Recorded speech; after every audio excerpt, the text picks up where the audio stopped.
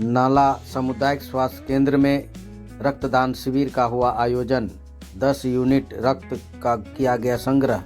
मालूम हो कि असैनिक शल्य चिकित्सक सह मुख्य चिकित्सा पदाधिकारी जामताड़ा के निर्देश के आलोक में प्रभारी चिकित्सा पदाधिकारी डॉक्टर संजय कुमार की देखरेख व पर्यवेक्षण में जामताड़ा ब्लड बैंक तथा सामुदायिक स्वास्थ्य केंद्र नाला मेडिकल टीम के सहयोग से ब्लड संग्रह किया गया।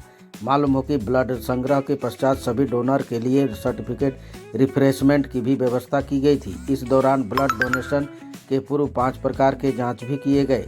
मालूम हो कि इस अवसर पर ब्लड डोनरों के बीच online donation certificate, donor card आदि प्रदान की गई। इस अवसर पर प्रभारी चिकित्सा पदाधिकारी डॉक्टर संजय कुमार ने कार्यक्रम को संबोधित किया और रक्तदान की महत्ता के बारे में प्रकाश डाला।